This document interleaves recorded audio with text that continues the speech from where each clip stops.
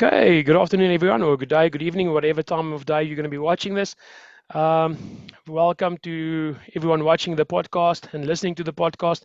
So my name is Naat Loubser. This is the third podcast in our South African Strength and Conditioning Association podcast series. Once again, I've got Pieter Terblanche, one of our founders and founding member of the South African Strength Conditioning Association. So very welcome, Pieter. Thank you very much for joining us again in our third part of the start of what is a very exciting process. Yeah, thanks, Naat. I'm so excited. I think the topic of today is something that's so relevant. It's so new, it's so innovative. And I'm excited to actually sit and listen a little bit more about your knowledge and the way you've been using it, and your experience in this field. And I think it's come a long way from where we started, of doing things and objectively looking at things, and then subjectively make a decision, where we've got these nice new technologies and innovations that just gets better. And with that innovation, I think has a way to monitor and to manage our players just a bit more. So I'm excited to delve in and learn from you today, Naat. It's exciting. Yeah, no, awesome. Thank you very much. So I hope you learned something at least. Listen, every time I've got a discussion, I learn something. So that's always exciting for me to have a discussion like this. So yeah, we are basically going to be talking about velocity-based training, what it is, how to use it, the basics of it. Trying to make, hopefully through today, so it's not something that I usually do, but hopefully I can simplify it for a lot of people out there. It's not my, this is not my go-to thing to simplify too many things, although for me it's sometimes very simple, but everyone else around me doesn't find it that simple. But hopefully can make it a bit simpler today and easier to execute. We'll also put the slides that we're going to be showing. I'll put a link in the bio and then the description on how to just to download the slides I'm going to be using. And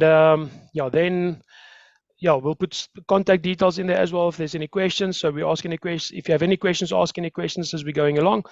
That's basically what we're going to be doing today, talking about velocity-based training and how to use velocity-based training to unleash your potential.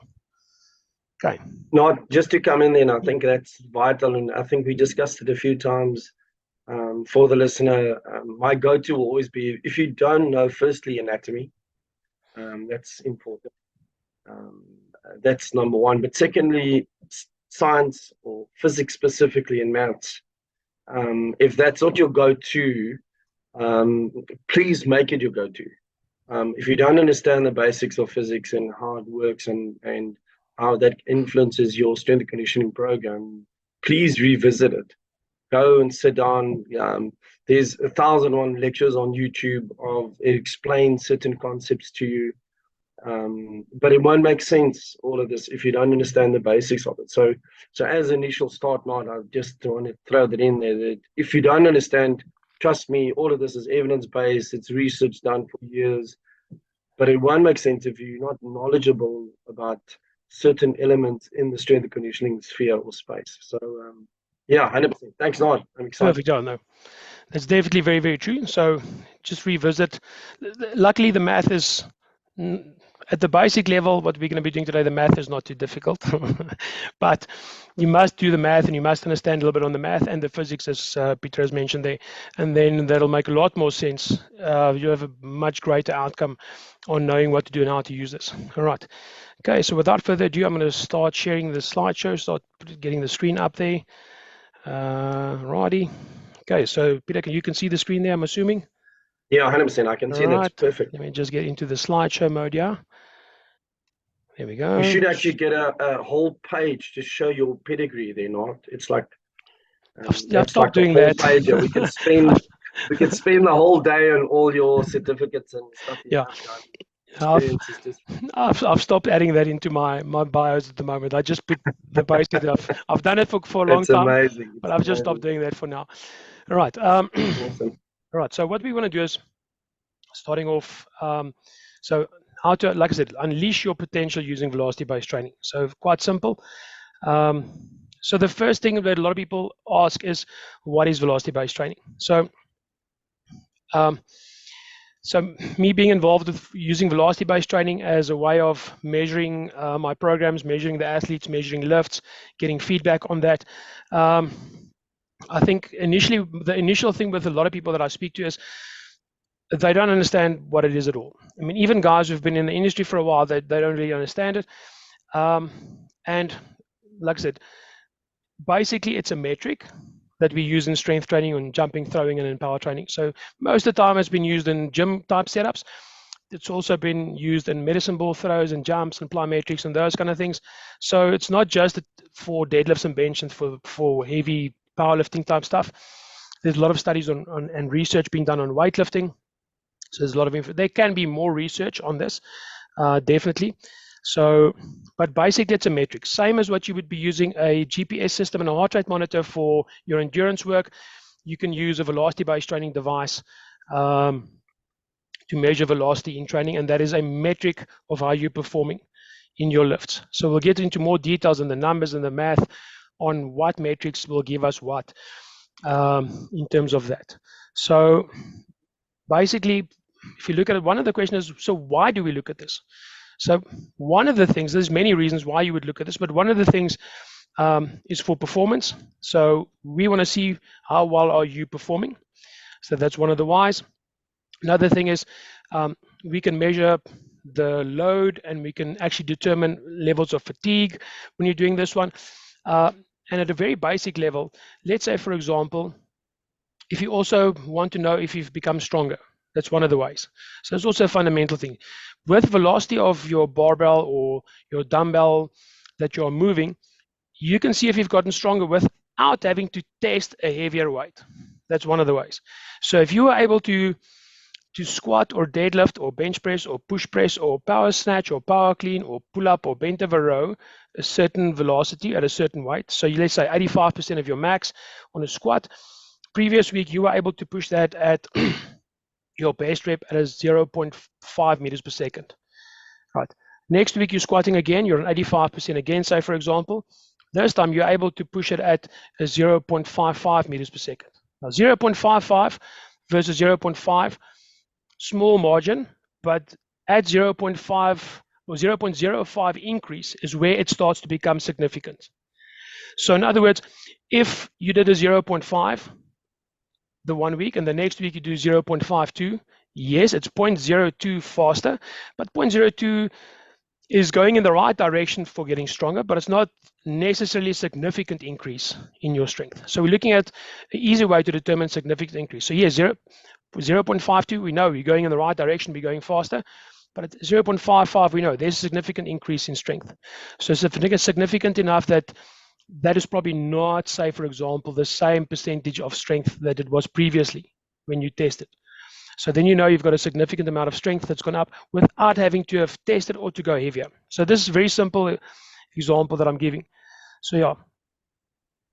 You know, just from my side, I think there's a psychological part to it as well there. I think that visual feedback of what I'm actually doing compared to what I'm supposed to be doing is a great psychological feedback for the player, for the coach.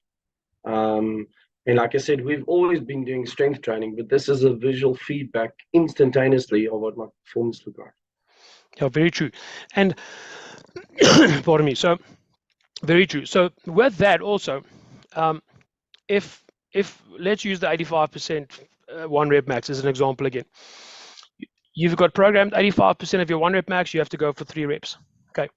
So 85% for 3 reps under most circumstances is doable. Right. Most of the time, even under a relatively large amount of fatigue and strain, you will be able to probably do 2-3 reps on 85% on almost any day. Right. Yeah. The difference is, though, if you are completely drained and tired and you're going for that, your velocity will be very different. It will be very different. Let's say, for example, you're not drained or tired, you're fresh, you're coming in there.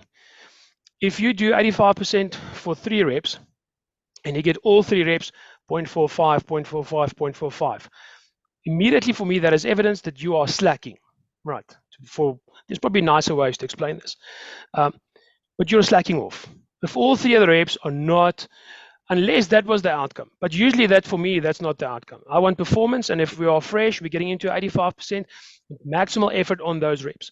So you can immediately also see if you are putting in maximal effort, because you will get the first rep, theoretically, if you understand how physiology works and all that and the physics, your first rep theoretically, unless it's a deadlift, I have to put this in there, unless, so let's leave the deadlift. There's another concept on deadlift, but on squats and bench press, most of the other lifts, jumps, jumps, most on the jumps, depending on how you're jumping, your second rep might be your best one. But let's say first, second rep. But on a squat, for example, first rep will most likely be your best. Physiologically, because you are fresh, you are ready, you haven't done any work yet, you've just lifted the bar, say, out of the rack. So if you put in everything that you have in that first rep, that should be your best rep. Second rep should be very close to the first rep if you're putting in everything that you got, but it should be a little bit slower if you did put in everything in your first rep. And the third rep will also be a little bit slower than the second rep and in the first rep. And this is granted you've put in everything that you have, maximal intent in lifting that weight. Okay, so we can actually measure your level of intent into the movement as well. So a lot of times, especially if you're training in groups, guys come in, program says do 3 reps, and the guys just lift the weight up and down for 3 times, and that's about it. If we measure velocity, we can see, are they actually moving that weight to their maximal capacity? Are they actually working to the right level that we want? Because sometimes you prescribe weights that doesn't need all-out effort to be lifted. So you can't, and especially if you're going for sub-maximal and much lower weights, there you can see if someone's effort and intent is there or not. And you can see that by velocity. Trained coaches can see it just by looking at the player or at the athlete. They can see, hey, come, that's not fast enough. The eyes are trained. They don't even need to measure that. But now you have a visual metric, gives you immediate feedback. And usually with most athletes, that's also a motivational factor. So they want to compete with themselves, and they also like to compete with their mates around them. It's usually the case. So, and they enjoy seeing that they're getting better and faster. So it's one of the metrics. It's a very easy metric. It's a very safe metric that you can use, and it gives immediate feedback. If you immediately know if you're better, stronger, faster, that's the whole thing. So that's one of the great things. I just want to jump in there. I think you just touched so many things. But one of the things I'm sitting and listening to is that a while ago I was reading an article about the intensity trinity. So if you guys want to go Google that. But fundamentally, it has to do with 3 basic elements. And that always has to be part of that load or that intensity. Firstly is obviously the load, like Naat just alluded to. But second of that is obviously your effort. That how much are you putting in? And that's psychological, that's effort, that's how much. But the last part is exertion. There is a part of an intensity and those are amalgamated. Although those 3 are needed for you to have an intense session. And I think VBT as a method is a great method of including all those elements of intensity in one movement, or one method or one metric of movement. No, definitely. So 100%. So previously, a lot of people would, if they're not using velocity, they would only work on, hopefully, they would work on percentages of 1 rep max. There's been many instances where I've seen programs where they use magic to determine the intensity. I don't know. I'm assuming it's magic. Or listen, there's certain things you might have to do a guesstimate, because you're not going to do a 1 rep max test on a concentration curl.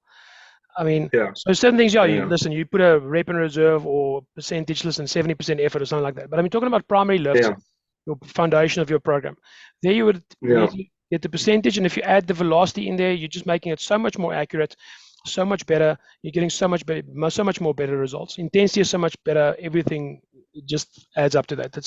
It's akin to, awesome. In today's modern day world, if you're a serious runner, for example, I'm using running as an example because I know a lot of people out there are very much into running and that. And this is also for the general population out there. Most guys running out there in the streets just for fun or as part of their recreational activities, they've got a heart rate monitor, they've got a GPS watch, they've got all those kind of things. And I know 1997 or 96, I bought my first heart rate watch. Very, very elementary Polo heart rate watch, and that was for me, it was amazing to start looking at the technology and using that, just measuring heart rate. But at that point, it wasn't everywhere. Nowadays, almost every person's watch can check heart rate, can do those kind of things. And if you're going to be running, if you're serious about your running, for example, you don't check your distance, you don't check your time on your distance that's measured by your GPS on your watch, you don't check your heart rate. Like I said, even recreational runners are doing this. So this is what that kind of technology has done, is what velocity-based training technology is doing for strength training, I think. 100%. So yeah, so I mean, we're going to go to the next slide quite soon, so please bear with me still.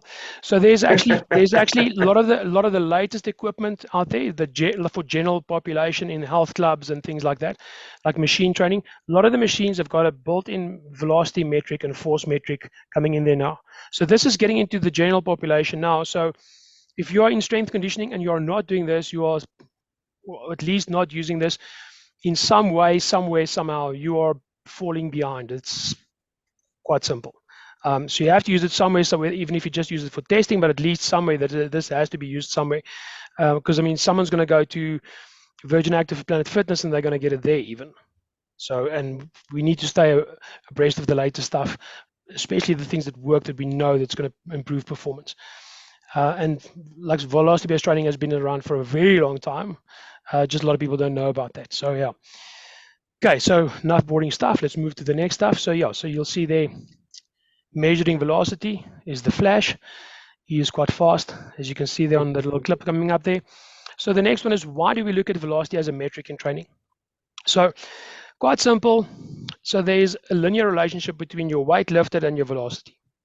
So that basically means if I have the ability to lift 200 kilograms in the deadlift, which will then be my 1 rep max, say for example, if I lift 200 kilograms in the deadlift, the velocity will be, say, 0.2 meters per second at a 200 kilograms, or 0.15 meters per second. And if I go at 100 kilograms, my velocity will be 1 meters per second. And the heavier the go, the slower the weight will move, the lighter I go, the faster the weight will go. And there is a direct linear relationship between that. So you can almost predict in a specific way, if someone's going to be lifting a certain weight at a certain speed, that you can lift a heavier weight at that speed most likely. So there's a linear relationship between that, yeah. Just want to reiterate there, that is an inversely related relationship for the guys who want to look at the metric. So obviously a heavy weight won't move fast, but it doesn't mean the intent or the effort or the exertion isn't fast, muscularly. Yeah. But if you look at the inverse relationship between the two, it's inversely related. So the heavier the weight, the velocity will obviously go down. So just to clarify that. So if you look at a graph and you see it's an inverse relationship between weight lifted and velocity. Yeah. So basically, you'll get the best kind of relationship within there at maximal intent to lift the movement. So obviously at 50% of your max, I can lift it really slow if I want to, or I can lift it fast, but my top end speed will only be so fast at 50%. If I'm going at 70%, I can also lift it relatively slow, but my top end speed will be at a certain level compared to my 1 rep max top end speed, for example. So it's an accurate way to measure. There's linear relationship with that in terms of how the weight will go, or how the velocity will react to your maximal intent moving into it. All right. Okay.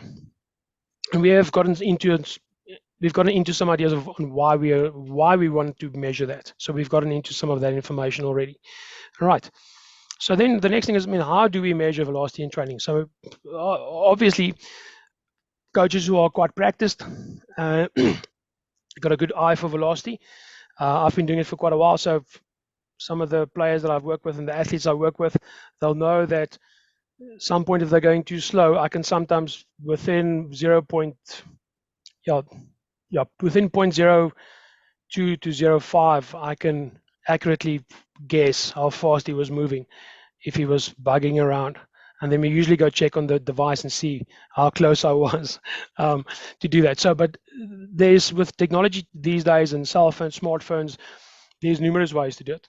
So one of the ways one of the initial ways they measured velocity in the beginning was through video. So they knew the distance the weight was traveling, they knew how much the weight was.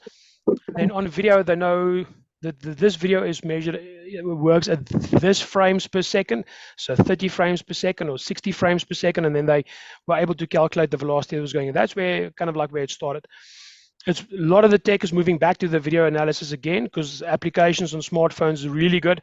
They do it automatically. You don't have to do the math yourself, and it actually gives you get a lot of apps out there that can give the feedback live on the video, almost as you watch your video post lift, for example. You get some that actually show live. There's a very cheap one, Naat, that we've used in our practice when we obviously started, and it's quite reliable, scientifically reliable, is that My Jump app. Oh yeah. I also used, when I started, I also used the My Jump app. There was also a My Lift app, same guy, I think, who wrote it. 100%. So, yeah, that was very. And there's another one out now that is actually similarly cost effective, if we can put it that way. Also very reliable, extremely good. Gives a lot of different metrics and ideas, and captures the video nicely and puts your velocity on the video when you've done it. It's called Metric VBT. So Metric VBT is available on iOS. So I think you can't have it on Android. So you need to have an iPhone or iPad, iOS device. But also a brilliant app, works brilliantly. So they've got a Pro version out now, and they're always building this. So I believe they're building with the Pro version, so that if you have teams, you can have programming capabilities in the future and capturing the data for the athletes. So they've got a Pro version out, and that's building as well. So video is a lot of the ways. I mean, there's very expensive video technology like Perch, for example, who's the kind of your top range velocity based stuff. So video was the beginning, and it's moving back into that now. And then with video also, there's linear transducers. So you've got a Tendo unit. GymAware works with as a linear transducer. So you get quite a few linear transducers out there. It's still used a lot in the market. Tendo was one of the first ones, and GymAware was also one of the first ones. So just to give you guys a basic background, so you'll see there on the floor by the guy's feet, there's a little thingamajig in there, and there's a little roller in there with rope around that. And the rope is spring loaded, and it rolls up onto the spring and down. And you attach that to your bar with a Velcro strap. And then that is connected to a microcomputer. And the microcomputer, magic technology inside the thingy, measures how much of the rope goes up and down. So over time, the distance that it moves in a linear way, hence it's a linear transducer. And then on the microcomputer, it analyzes that information instantaneously and gives you feedback on. I know the Tendo units on the screen, you can see average velocity, peak velocity, average power, peak power. You can see that, and you can also set the Tendo to beep at a specific velocity loss. So if you you put it at 90%, as soon as it drops lower than 90% of your previous rep, then it gives you a bit of a beep, or 70%, or whatever the case may be. So you can do it, and then that was technology that I used in, I think, 2007 already. 100%. In our academy at the Sharks, we still use it. Yeah, it's very. I mean, I think I still have 3 or 4 in the dungeon where I'm at. I haven't used it in a long time. Every now and then I put it out, because I've got the push bands that I've been using now for quite a while. So mine still works, and they do a great job if you put them up. I've got some better things out there already now. So, okay. So and then you've got your wearables. A lot of people, so Push is one of the older ones. They're not working anymore, but you have Output. I think Output is the latest one coming out now. So Output is the latest, special. Yeah, Output is the latest one. Brilliant stuff that they're doing with Output. I think they also have in their technology, you can actually measure range of motion, various things you can do with that. So it's not just a velocity-based tool. With Output, for example, there you can measure range of motion in certain joints, and the ankle. You can put it on your ankle, if 100%. I remember correctly, on the 100%. various medicine positions. Ball. You can do V jumps. You can do a lot of things with that new Yeah, technology. and yeah, that's also a very, very brilliant product out there. And then the coach's eye, basically. So coach's eye, we get an app called the coach's eye. I'm not talking about the app. I'm not talking about the app, the coach's eye Yeah, app. So yeah. basically, you can also see if someone's lifting fast or not. You can see if someone's moving fast or not. So that's basically the four technologies. Last one might not be a technology, but let's call it an ancient technology. It's the last one with the coach's eye, that will basically give you the ability to measure or at least indicate levels of velocity. So there's various ways of doing it. For everyone out there listening, there's I haven't checked on the My Jump app and the My Lift app of how well they're working still. I'm assuming they're still running and working. So, and Mhm. then, like I said, metric VBT, definitely in terms of strength training, much more versatile than a lot of the other apps out there.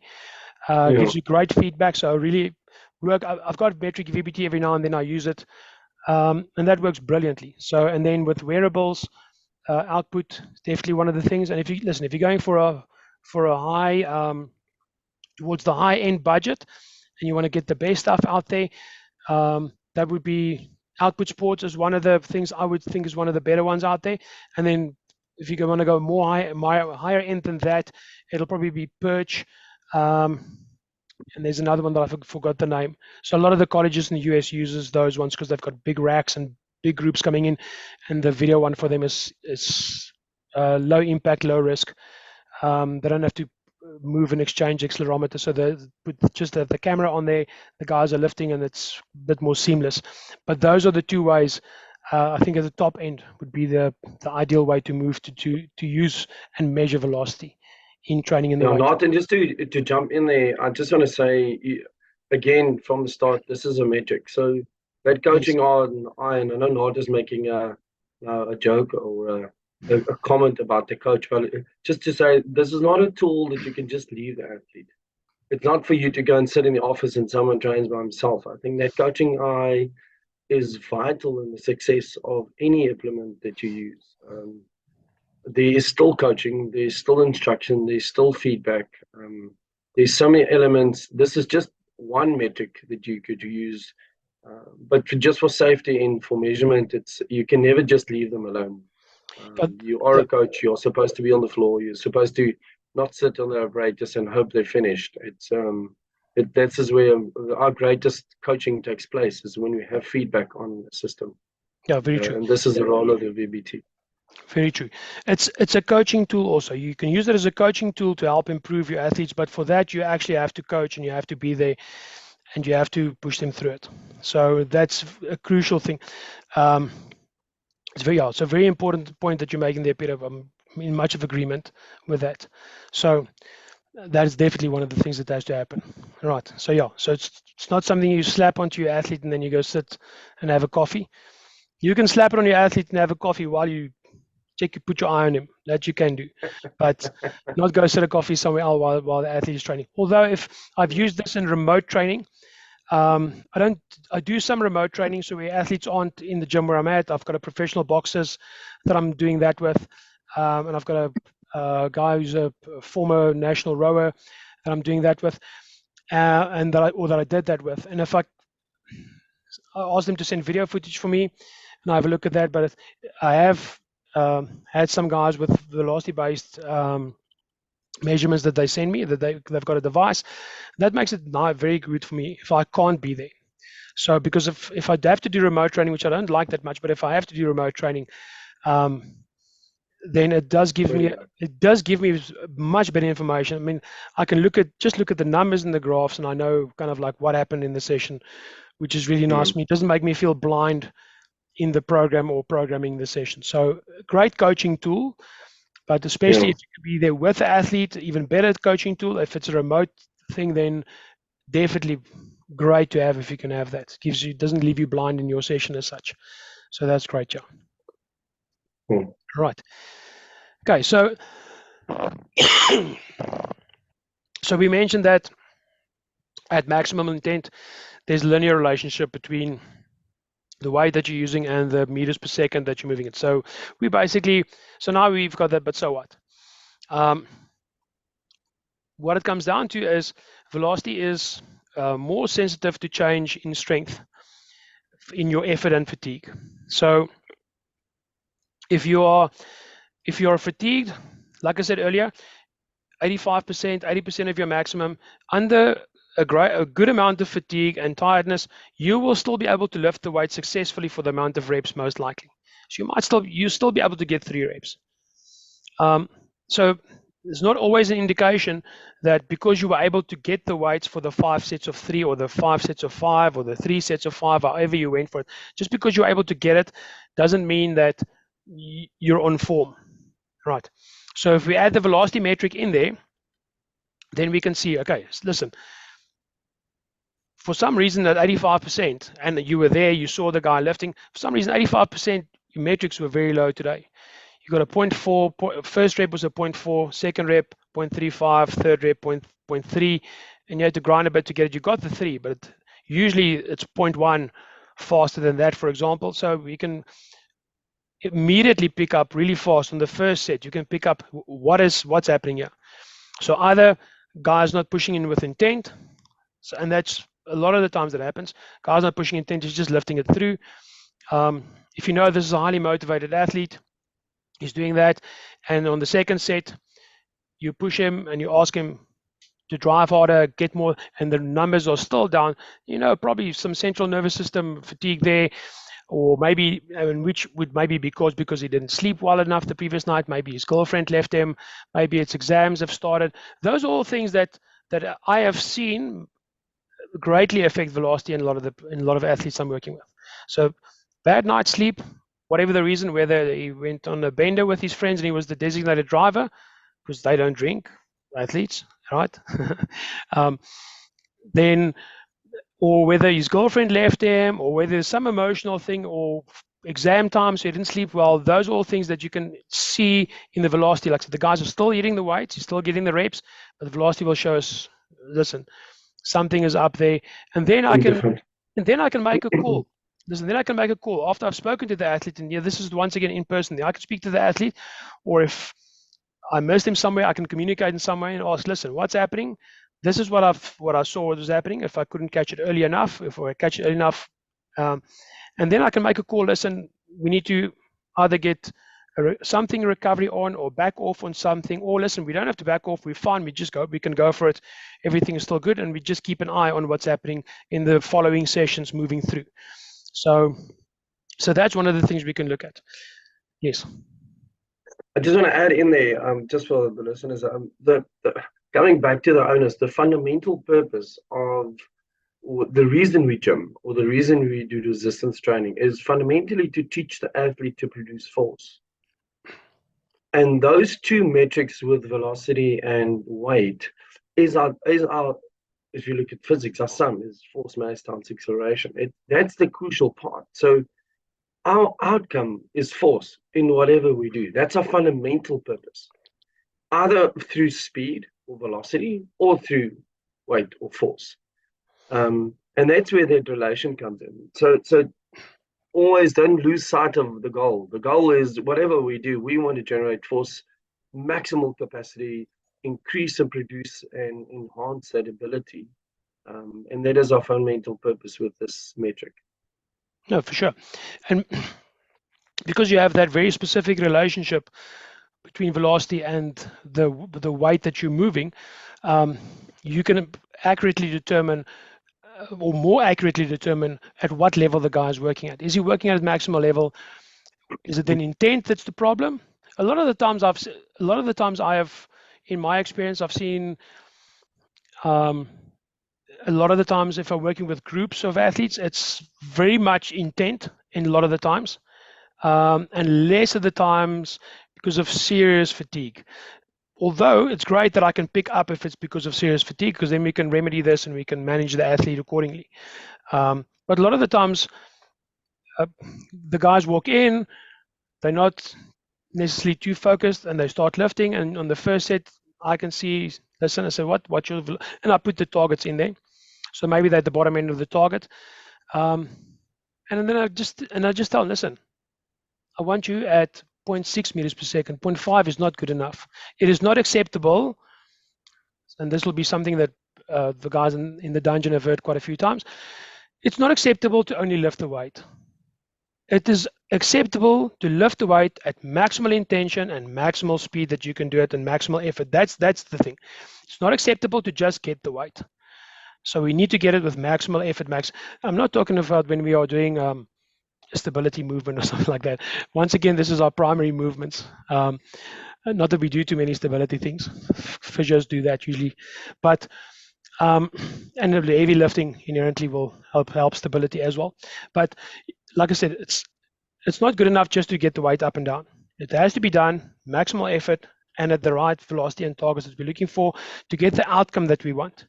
And the outcome is to improve force capacities, rate of force development, acceleration, those kind of things, and that's the qualities that we're looking for.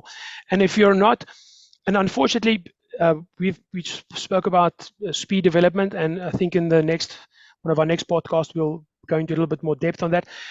If you are training for speed or for power, and you are going half-assed at it, it's basically like you can basically, or you can almost just rather watch TV and recover than doing it halfway. Because if you're going to go halfway in a session that is for maximum power or maximal speed or maximum strength, you're going half-assed through that. It's almost better to rather not do the session, get extra recovery, than to try and go halfway through that and just making yourself tired without getting the benefit of that session. You want the benefit of that session. You want to improve. You are here. We have to make the best of it. That's kind of I don't know what your thoughts on that is, Pieter. If it makes sense. Yeah, I think there's so many strategies to help the athlete enhance force. I'm just thinking about complex set and compound set and clusters. There's so many ways. If effort is not the key and there's exertional load, it's stuff we can manage. But without the intent or effort, we will constantly struggle to get the result we're looking for. No, very true. So my way of looking at it is maybe a bit extreme, whereas if the intent isn't there, you might as well just sit and watch TV. It's a bit of an extreme, I think, maybe way of looking at. So, but I just want to make sure that the guys understand the urgency of what affects proper execution is in that. And there's two players from this morning session that might, hopefully after today, have a better understanding of why the correct execution is so important. So we had a session this morning. Two players didn't understand that, and they got the wrong end of me in the morning. But anyway, hopefully they understand what the intent is about. Okay. There's actually, I think if most of you, if you go out on Google and you Google velocity-based training, there's a specific picture and a graph that you will get. And I don't have it here, unfortunately, but it's a very very oversimplified graph that you will get on velocity-based training. You will have, on the one end, you'll have maximum strength, and you'll have a velocity of 0.15, and then you'll have strength speed, which will be 0.5 to 0.6, and then you'll have speed strength, which will be 0.75 to 1.1, and then you'll have starting strength or overspeed at 1.3 plus on that, which is kind of like what it works. So then it looks like if I want to work what they call starting strength, which is the top end velocity on the velocity curve on that specific graph, I need to push a weight at 1.3 meters per second or more. And then I go into bench press, and then I try and go bench press 1.3 meters per second, which is, if I'm not going to do a bench press throw off, almost a waste of time. Because 1.3 meters on a bench press is really fast. There's almost you won't be able to hold the bar even. You can't properly hold the bar. I mean, even a really light weight to get 1.3 or more, just with a bar, for example, will be not impossible, but it's so light and so fast, it might not be valuable unless, I don't know, there might be some outcome in your sport that would need that. But instead of doing a bench press then, and I want to work that component, I have to do a different exercise selection. A bench press throw, for example, heavy medicine ball throws, if I want to get an upper body on that, or even even a push press and a split jerk and jerks and those kind of things is almost, that's almost the top end that you can get on a lighter weight for those movements. But then you're not going to choose a bench press. So this is what's wrong with it, with that picture is it's very oversimplified, because your exercise selection is crucial in terms of the outcome and the velocity that you want to get. If you want very high velocities, you're not going to choose bench press. And if you want very high velocities, you're not going to choose a squat. If you want high velocities in a squatting type mechanics, the mechanics of the squat, which will be like, then you do a jump squat. If you want higher velocities, or you do a drop jump, or you do a box jump, or you do some vertical jump within that if you want the higher velocities like that.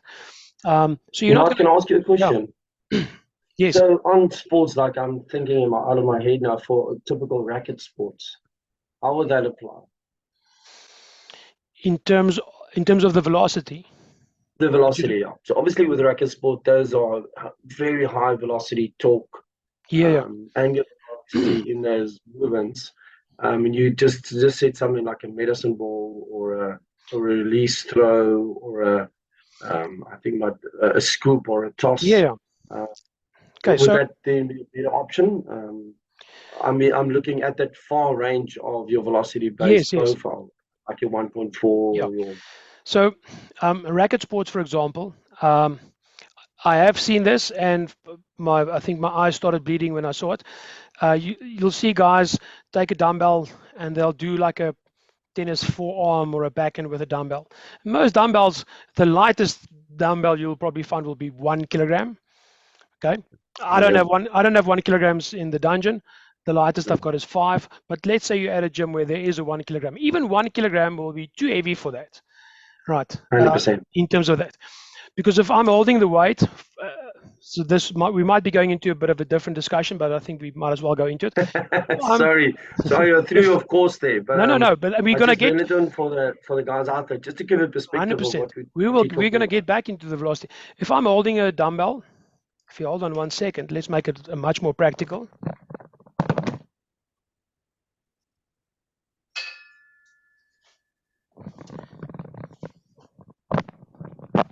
Okay, so if I'm holding a dumbbell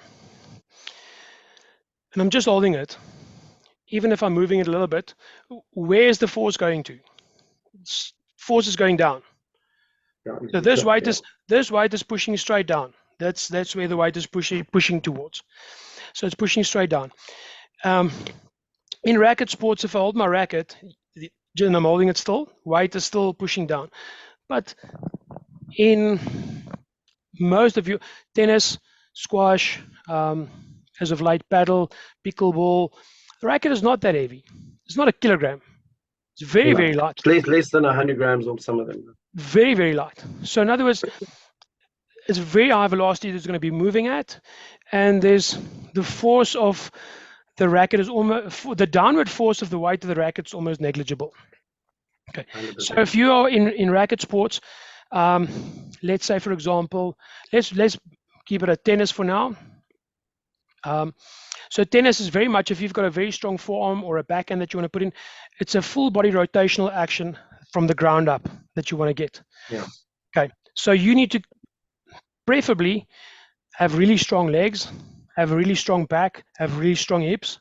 So in other words, if you are strong and explosive and fast in deadlifts, squats, power cleans, for example, clean pulls, if jumps, plyometrics, those kind of things, and if you're strong in the basics of that, that'll give you your foundation, because it's a ground force reaction. If you're setting up for a powerful forearm or a powerful backhand, right? And it's a really high velocity. So I would firstly start off and make sure the guys are strong in the foundational movements, strong legs, strong back, strong hips, strong upper body, strong torso. And together with that, we'll add in a velocity-based rotational type movement. And that would be a medicine ball throw. And then the medicine ball throw will probably not look like the technique of the forearm of the tennis. It will look like a medicine ball throw. Yeah, 100%. Because it's not a tennis racket. I can't do the same technique. Because even a 3 kilogram medicine ball, which is a relatively light medicine ball, forces downward will change the mechanics completely if it'll actually be detrimental to the person's tennis technique if he does 100%. the tennis If you try form, and make it a tennis movement. because the mechanics becomes completely different, and this is where the physics and anatomy and physiology is crucial that you mentioned in the beginning. If the forces is moving too much down, there's too much downward force, there's different muscles being involved. Trap muscles are more involved, the bicep is definitely much more involved. So you get a completely different, the coordination becomes completely different. So it doesn't mean that you shouldn't do a medicine ball throw with a 5 or a 10 or whatever kilogram, but then make sure you do it like a medicine ball throw. Don't try and make it. And that is the purpose of it. I think the whole idea I want to get is those movements are not specific sport movements. No. Those are 90% kinetic link, biomechanical movements. Your main focus again is I want to teach you as one structure or unit to generate force. Yeah. So we want to. The specific movement is for the coach on the field. It's like the difference between a squat and a running technique out on the field. Yeah. So I want. So that's how I was supposed to see it. Yeah. So I would want for a racket sport like tennis, for example. I think squash is slightly different. There's more wrist actions and more technical aspects maybe in that kind of way. But for a powerful forearm, powerful backhand, the full body must be strong. Legs has to be strong. Have to be able to exert a lot of force, and then you also want to get that into rotational force and rotational speed.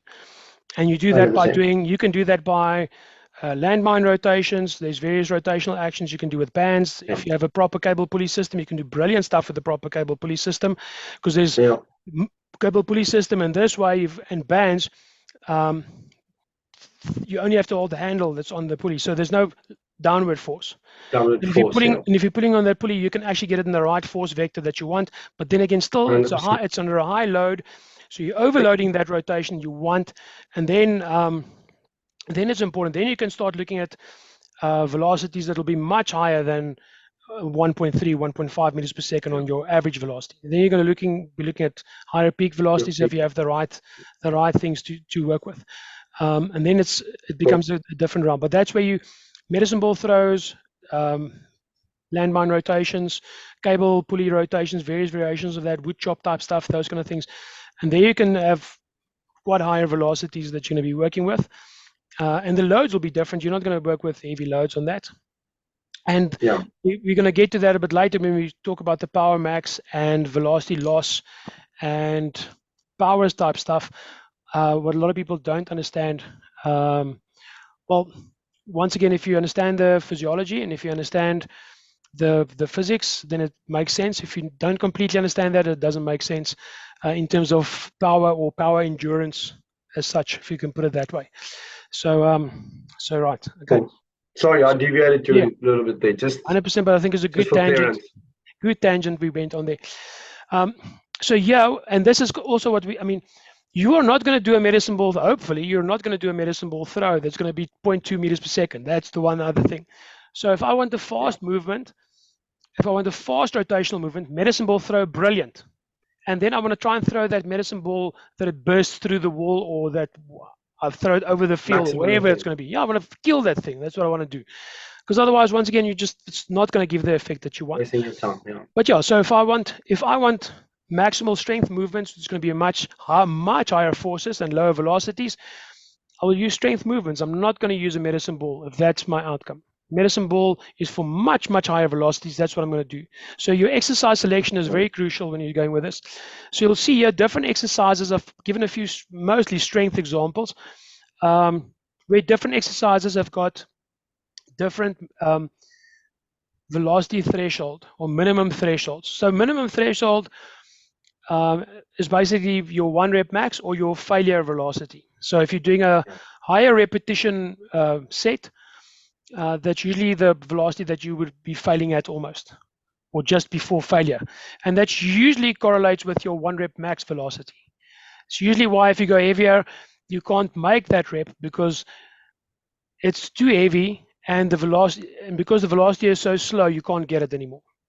Because the extra weight is actually making the velocity too slow for you to handle. Too slow to move. Yeah. So, and then what you will see is, that's why a lot of more advanced athletes and stronger athletes will usually have a lower velocity at their maximal threshold.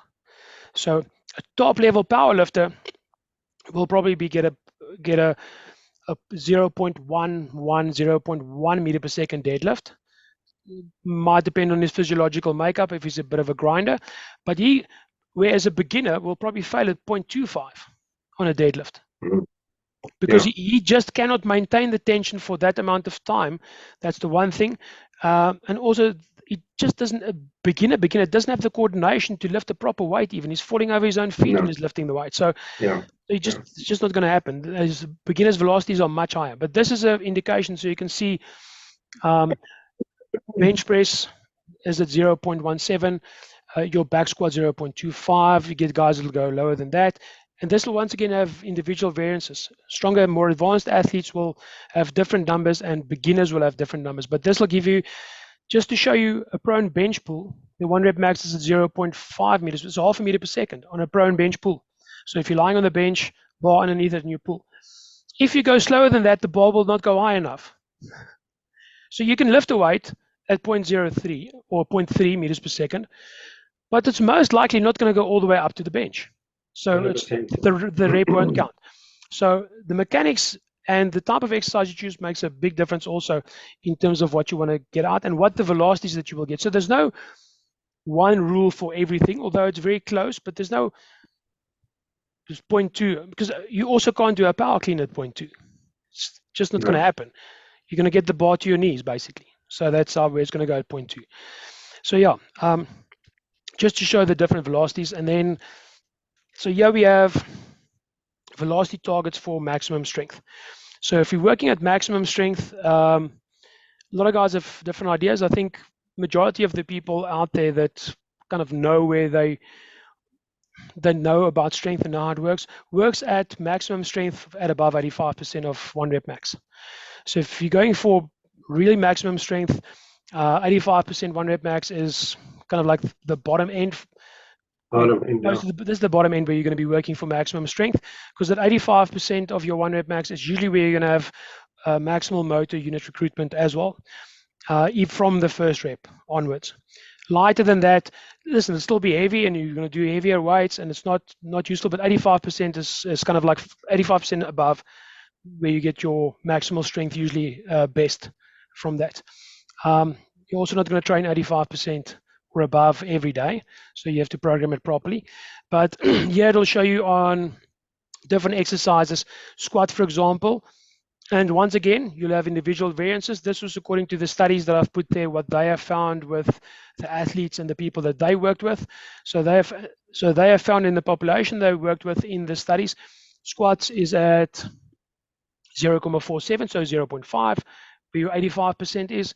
Deadlift at 0.37, so the deadlift is slow movement, especially with the barbell, and that's once again a mechanical thing. A lot of people don't. So it's not that you're weaker in the deadlift; it's just mechanically, your legs are in the bar is slightly in front of your center of gravity on the barbell deadlift, and your legs are kind of in the way a little bit. So yeah, and then your hip thrust. Mechanical disadvantage for the guys with a bit of mechanical, mechanics, especially biomechanics.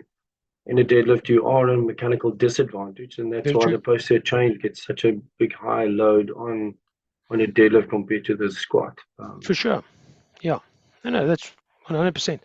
Also interesting. I don't know if in your experience, and this is my experience, no research. I haven't seen research on this. There might be, but what I have seen is interesting thing is if guys squat. If they squat a lot and they squat heavy and they get stronger in their squat and they don't do any deadlifts, it would seem that their deadlift maintains. If the deadlift kind of maintains at strength, which is interesting, just an interesting fact. I haven't seen. Just random interesting. I'm not old school, Naat. We always deadlift. We do both. You always deadlift. And we deadlift. I've met so many guys with these funny and other forms of deadlift. That's supposed to protect their backs and all the other elements. But I'm unfortunately old school, so we still do deadlifts. Or even so old school. I had a group on Thursday, and some of them for the first time in their life ever did a sumo deadlift, and they were like dumbsmacked. It was like, what are you doing? What is this new thing you've thought about? And I said, gents, if you only knew, you didn't think of that. Ways to skin a cat. Yeah, you didn't think of that exercise. No, wasn't me, and I Yeah. definitely didn't get the name from somewhere. But, Yeah. no, it's an interesting fact. I didn't know that there's a correlation between the two. Yeah. So in my experience, And I'm anyway. obviously talking about a deep squat. Yeah, the About proper this squat, other. a squat that counts, kind of thing. If I can put Is, it is that it way. a deep squat? Was Yeah. a So okay. just below breaking parallel, Just to breaking clear it, parallel. because there's different languages in squat, man. Yeah. So in what I'm looking for is not necessarily a weightlifter as to grass squat, but is you have to break Not a the proper break technique. parallel. Yeah. So the hip, the crease of the hip has to break the line of the knee. 100%. That's the thing. 100%. Now we're on the same point. Yeah. Same. So but what I've just in my experience, I've seen of guys if they go in a specific phase and they do quite a lot of squats, that their squats the deadlift will either maintain or either improve slightly, actually, because of the heavy squat phase. But The heavy squat. I haven't seen the reverse. So I've had guys that go into a large deadlift block. That's a different structural load. Yeah, it's completely. But just interesting, like I said, random interesting fact. It's interesting. One of the things, and this is only total of the topic. I think if you haven't done or you don't continuously do deadlifts, I think our biggest limitation is actually grip strength. Yeah. Not so much force. It's the capacity to hold on to the bar. Very true. Yeah. Especially with our top athletes, that's where the limiting factor comes in. Yeah. Is the ability to hold the bar properly and in proper form when the weight is in the deadlift specifically is too high. So I've actually done this with velocity-based training. We have deadlifts, and the guys will be doing deadlifts. And say second, third set, I'll give them chalk. I'll be nice and I'll give them chalk to lift with. And then I actually I see an increase in the velocity just from giving them chalk. All right. 2-3 sets later on the deadlifts, give them straps. They can strap in. So now with straps, there's no limitation on the grip. Yes, and then you see that shouldn't be a limiting factor. Yeah, then there's no limitation, and even guys who are not complaining about the grip, even guys who don't feel that their grip is a problem, put the straps on, and you just see the velocity ups again. 100%. So it also, in that kind of way, you can see that certain things will. The thing is, what the limiting factor is and how much it plays a role within your performance and force outputs and what's the capacity. So in other words, what's the outcome? Is my outcome to get them to be able to really be extremely raw, strong in deadlift? Or is my outcome to get an extremely high load? And it'll vary. So sometimes I'll give them straps, sometimes I won't. See, for me, my part is mostly education. And I work with a lot more junior athletes, and for me it's a process. Grip strength in combination with deadlift is the following factor is Olympic lifting. I do deadlifts as a foundational base to the next level. And if they don't have the capacity to grip a bar, to deadlift properly, to have the force application, to have the kinetic link, I'm actually diminishing my end goal of lifting in weightlifting. So it depends on your goals as a coach and what you believe is right for you and where you're going into. But it is necessary to plan. I think that's the basic of it. You need to plan where you're going. Very true. So I mean, the deadlifts that I make, I let the guys, if they deadlift, if they're power lifters, it's a different story. If I'm working with someone preparing for power, it's a different story. But I mean, if with the rugby players, for example, I also let them double overhand deadlift. So it's double overhand because I don't want that. And they say, Coach, I will swap my hands. I'm like, no, you're not going to swap your hands. You're going to forget. We're the same. You're going to forget. So double overhand. Like I said, and if my aim on that specific session is I want maximal load, then I'll give them straps for last set or the last set or last 2 sets. If the aim is basically strength, what I would normally say is we're not deadlifting only because deadlift is cool. We're also deadlifting because I want you to be able to power clean and power snatch better. Yes. And that's also what I also want that. I also want your hands to be stronger. I also want those kind of things. So it's not just 100%. Yeah, because you can actually do certain techniques and things that will make an athlete lift heavier, but it might not make him stronger. Yes, 100%. That is So, such a so, good thing. so the thing is, is the focus to make a stronger athlete, or is the focus to make a heavier lifter on the deadlift, for example? Because I can do stuff immediately. And again, depends on the sport, no? Yeah, once again, exactly. If it's a power lifter, yes, I want him to deadlift heavier. It's about lifting heavier. If he's doing powerlifting, 100%. and he also gets stronger, because over the long run, if he gets stronger, he's going to lift heavier. But the key thing is, 100%. if it's a rugby player or a rower or a sprinter that I'm working with, don't necessarily want a Different focus. heavier weight necessarily. I want them to be stronger. The key thing there. Yeah. So yeah. And Okay. again, that's where velocity base is such a great metrics to monitor force. Exactly, yeah. So then you can see you're getting the outcome of getting the athlete to be able to apply more force, even though you're not necessarily pushing 20 kilograms heavier. You can still push more velocity, on the same weight or an heavier weight. Okay, so so for everyone out there, this will give you some idea on what velocities you'll get at what percentages roundabout. Like I said, there'll be individual differences you need to look at, but this will be roundabout the velocities that you will be getting, plus or minus. You can probably bargain on plus minus 0.1, depending on your level of training, on the percentages of a year, to take into account for individual differences. Okay. Not so just to quickly, I just want to, maybe you alluded to the going to there. How will I assess this with my athletes? How will I get to this point so that this is where you're supposed to be training at? So, what's an easy way? Is it maybe for a different discussion for another day? No. This is. I can't remember if I don't think I'm covering it in the next ones, but it's great to touch on this. So to do this, the way you will find out what velocities you're going at is if you do a 1 rep max test or a 3 rep max test. So you can extrapolate what your percentages velocities can be. Also, if you don't actually do 85%, so there's ways to extrapolate that. I'm not going to go into too much detail on that, but you can extrapolate what, if you do this velocity, this weight this fast, and this weight this fast, this weight this fast, the trend is linear, so you'll probably do the next weight this fast. So we can extrapolate. We don't even have to test it necessarily. But if you do a 1 rep max test and you build up to a 1 rep max test and you measure the velocities of the different weights, you build a load velocity profile. You get a load velocity profile. And if you have a load velocity profile over, say, 5 different weights and reps, you can start to extrapolate what velocities you'll get at what percentage. 100%. And then if you do, there's a great protocol for the guys who are interested.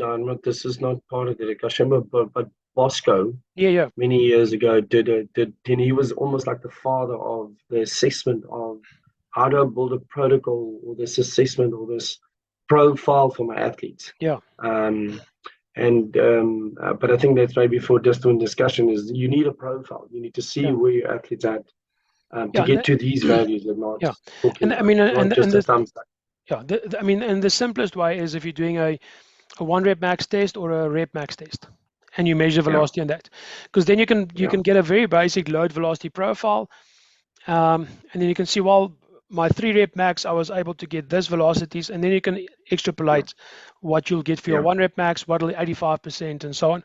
So this is in a testing. And would you suggest not to do one individually, for example, upper body and lower body, or would you do it on that exercise specifically? So it's exercise specifically. So you're going to need to do ideally a battery of tests. So you'll do, say, well, depends on if you're in a specific group setting or if you're a coach or not, what exercise you want to put in.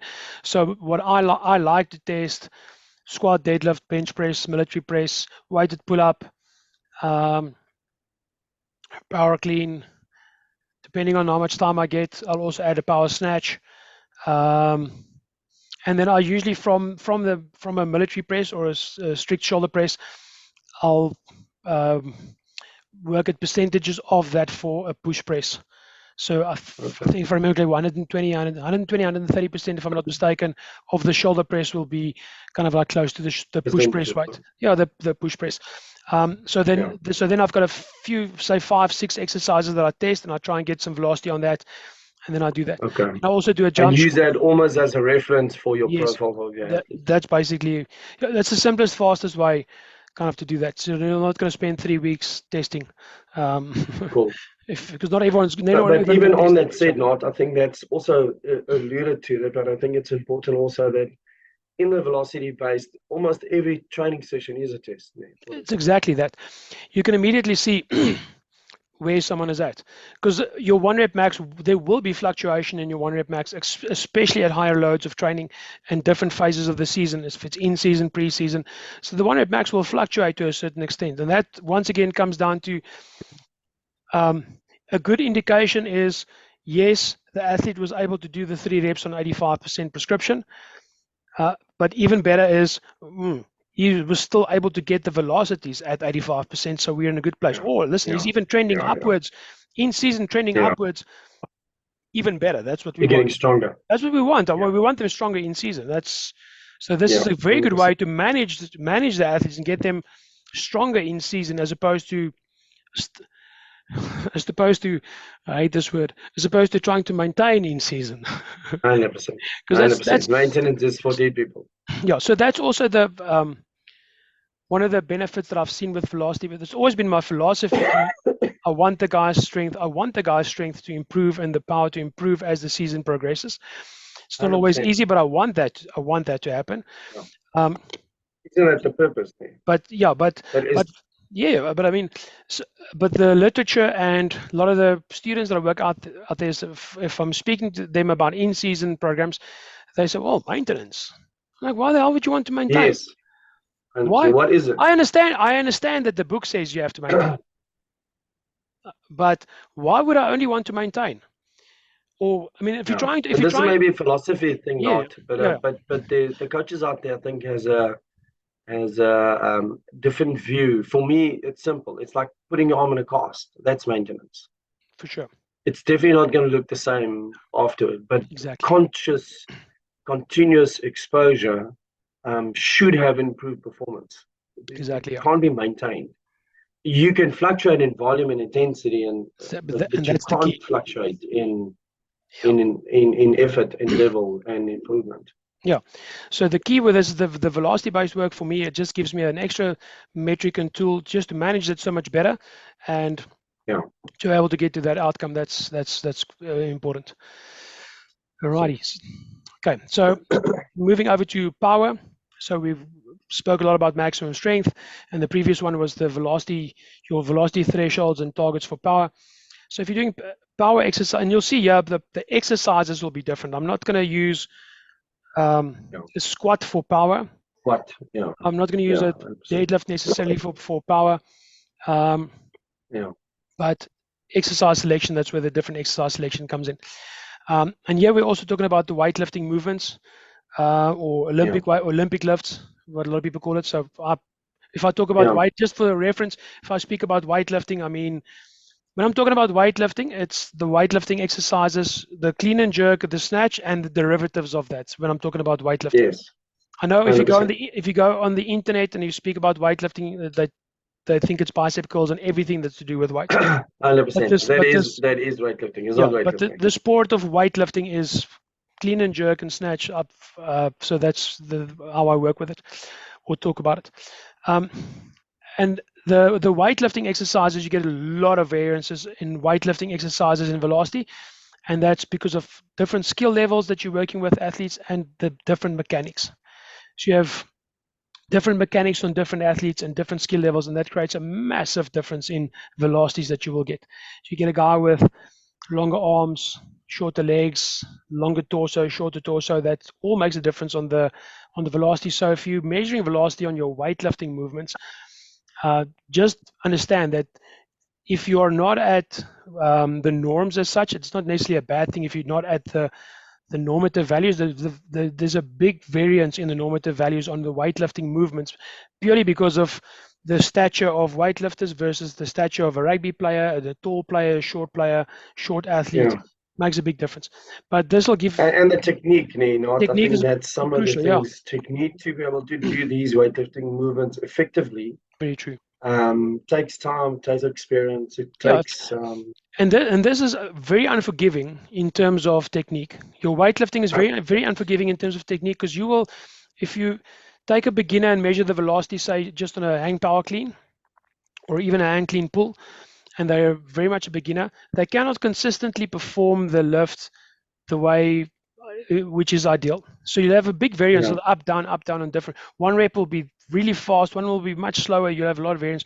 Your more advanced, consistent guy will have a more even curve, almost more consistent curve on that. So anyway, so here are some of the exercises and the power max velocity. So if you're doing a bench press throw or a bench press, the power max velocity you'll see as at 0.9 meters per second, and your barbell jump squat will be at 1 meters per second. So there's a difference between upper body and lower body, so we have to just understand that.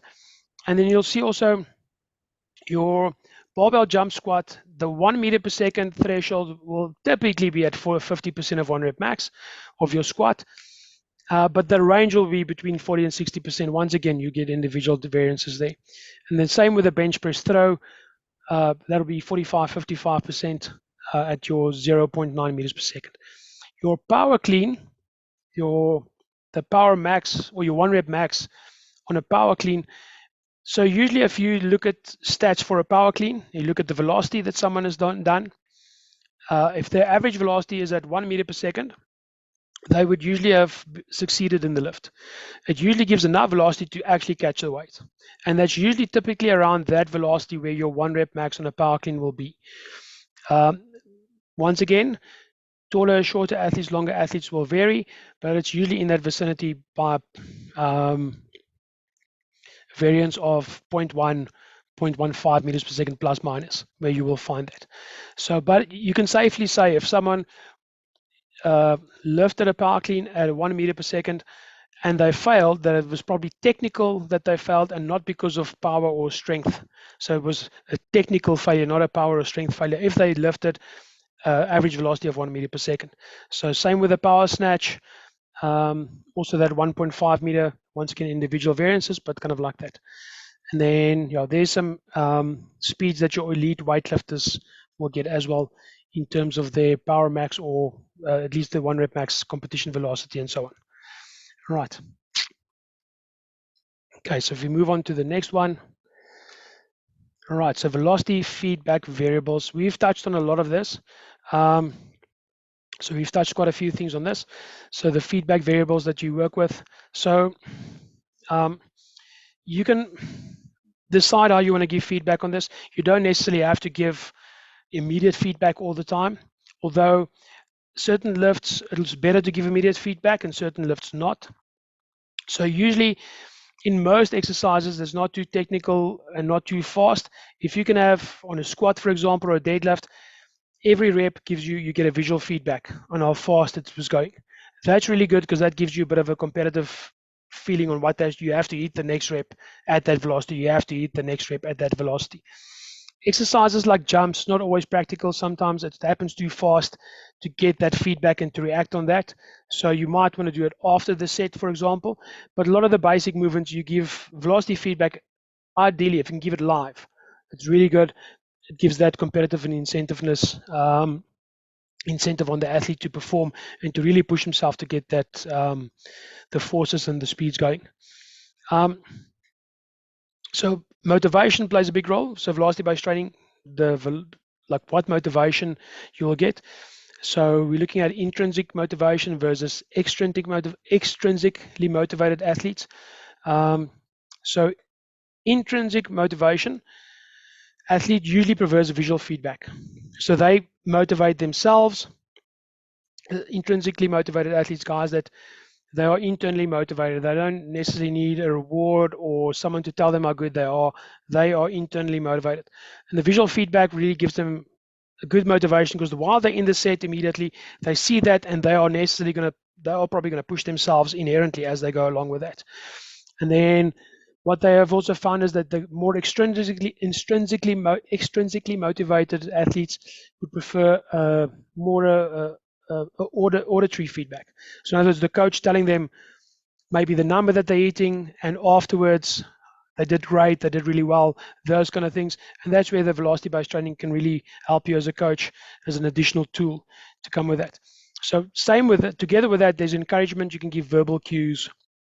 So verbal cues as they're going, and this makes a big difference. I've seen also guys are going for it, and I'm standing there and I'm like punch, punch, punch, and just that bit of an extra thing, you can see the difference that your motivation, just the motivational cue is doing. Or you can see the difference if if you want to experiment with this. If you tell someone, put your ankle a little bit more out there, see if it helps or not. But usually your external cues, if I remember correctly, it's the external cues kind of like gives a better motivational effect and better outcome effect on the cues. And then you can see some athletes it may work with very well. Most athletes will work really well with. You might get some athletes who don't like that kind of thing, but there will be, I think, fewer with regards to that. And then different kinds of feedback that you can use VBT with, qualitative versus quantitative feedback. Yeah, so the VBT is the nice option. You can give a quantitative feedback on that. Yeah, so you can tell them, listen, 0.05 meters per second faster, great stuff. Or if they're going at 0.5, you tell them, listen, be 1.6, push for 0.6. It's a specific quantification that you're giving them that you want them to go with. So this is just things you can have a look at in terms of how to use certain feedback variables in velocity-based training to help better your coaching process and so on. All right. Okay. Not just my 2 cents worth on feedback. I think it's vital for us as coaches, and I think especially with the new generation of kids coming through, and I'm thinking about the verbal cues and the extrinsic feedback that you're talking about. I think a visual cue is a great initiative. I do think our younger generation they are a lot more open to visual cues. Verbal cues, I think it's currently at the point, and I can only talk about our own experience. It's more a sense of I want feedback from them. Yeah. To have an instruction. And this is where VBT plays a major role, where now I've got a conversation. I can have a conversation with the athlete about performance, look, I can see what's happening on the score. It's not what I'm expecting, and there's a conversation, and there's a buy-in from both sides that, listen up, this is taught to my advantage. It's not the coach says and I have to do. This is, listen, I can visually see there's a response in difference in, and I do think that's where this metric helps. Helps a lot. We've seen this in not just on the field, but even if you have speed lights on when you're running, that visual feedback, and then there's conversation. That's actually where the coaching happens. True. Most of the players have their own opinion of why it didn't work, and then this is where the buy-in comes to say, listen up, let's collectively work to get to the results that we put time to perform. Yeah, that's definitely very important. Is you can use the technology, use the information, giving the feedback, and to get great buy-in from your athletes, like especially the younger generation coming in now. Everyone's got smartphones, video cameras. You can video footage something. You can use the video camera on your phone, video something quickly. I use that quite often. Video something really quickly, although I'm not that fast on videos like some of the younger generation as such. Not that I'm super old, but it's just that sometimes doesn't even occur to me. But at some point it does, and then I'll take a quick video and I can give a video feedback. And if I can add a velocity number into that, it's even better. So certain things, if I can show to them, listen, you're jumping, but look, we're not getting full hip extension on this one. You understand? I want you to drive that hips really powerful when you're going for this one. And then I can show him in the video, so listen, you see there, hips only, I want the hip to go there. Show the video to him. And you see on this one, you got 3 meters per second. Right, let's go for the next one. Let's see. Now I want you to make sure, power that hip through. You got 3 meters per second. I want 3.2. You can do 3.2 easily. Boom. We go in, video again, show the hip drive coming through, and if all goes well, 3.2, 3.3. And that's where the coaching relationship comes in, what you're talking about. And you start getting the buy-in from the performance aspect and from the athlete that they know this and they can do this better. Okay, so various ways to use velocity-based training at different levels. So you can use it. You'll see at the bottom there it says full VBT programming. That is when you're using it, using almost every aspect of velocity-based training that you can use. In other words, you're using it for daily 1 rep max calculation and prescription, which I don't necessarily prefer to do that. Not going to go into the reasons exactly, but you can do that. There is people that do that. They do a daily 1 rep max prescription on that. You can do velocity loss thresholds, fatigue monitoring, the whole kind of. I mean, you can use the whole spiel. That's so many things you can do with velocity-based training. So there's a lot of guys out there that use everything they can. They're putting it into the program, and that's what they're using. And usually that'll be your more professional setups that should be doing it, and that will have the time to do those kind of things. At the basic level, and this can make such a big impact just at the basic level. And I think a lot of people don't use it even at the basic level because they see the full programming thing that everyone talks about on the internet, and they say daily 1 rep max testing progression and velocity loss cutoffs and the whole story. They get this, and there's so many things you can do with it. But I think if you just use the top one there, if you just get acute performance feedback. So you check the acute performance. Dude, I see you doing this at 0.75 meters per second. Try and push 0.8. Let's see if you can do 0.8. Boom. If you just do that with it, that will already make a big difference because you're driving intent and you're getting more force within the movement that you're going to be going with. And just doing that. And even at that level, even if you go so far as to not even capture the number that's in there, it'll also make a big difference, at least. So that's the base level of using it. And you may be using it on one exercise because you only have your phone and you can only do one exercise. You're only doing it on one exercise, for example, and you're only using it for acute feedback on performance. Immediately in that session, that's what you're using it for. And then the next level is where you start using velocity numbers to prescribe. So basic level is just measuring the velocity that the program that you're already doing. Basic level. You're not even prescribing specific velocities, you're just measuring it. The next level is you start to prescribe according to velocities. So you know, we're doing squats today or deadlifts today, and you can say, listen, I want 5 sets, 10 sets of 3 reps or 10 sets of 2 reps, and I'm looking for a velocity range of 0.5 to 0.6. This is the velocity range I'm working at. And if you're getting at 0.8, then you know you can go a little bit heavier, so you can get your range within the range there. Then you start using your velocity prescriptions in your program. Then the velocity adaptations assessment, that's where you will do a specific assessment, create a load velocity profile, and work according to the load velocity profile that you've tested in that. Fatigue monitoring in sessions, quite simple. There you have, I use the bodyweight squat jump for that, for fatigue monitoring in my sessions. After the warm-up, we do 2 sets of 5 squat jumps, straightforward. I measure the velocity and I look at the best rep on the 2 sets. So it's 5 reps, I look at the best reps, peak velocity, and I capture that and I track that over time. And then we can start to see trends, and we'll see on a Monday if there was on a Monday, if there was a game on a Saturday, we'll start to see this kind of velocities. On a Tuesday, I will see this, and on a Thursday, I'll see that, and it'll vary from one. And then you start to build a profile over the long term by doing that. And then you can see if the guys are really exam time, usually with the students, I can see it drops down. Exam time, it drops down. High stress situations, it drops down.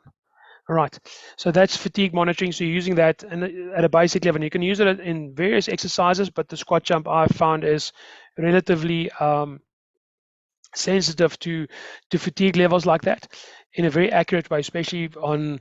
So I found guys, even muscles might be sore and tired, but they're still hitting the threshold that they need to get there because they're not.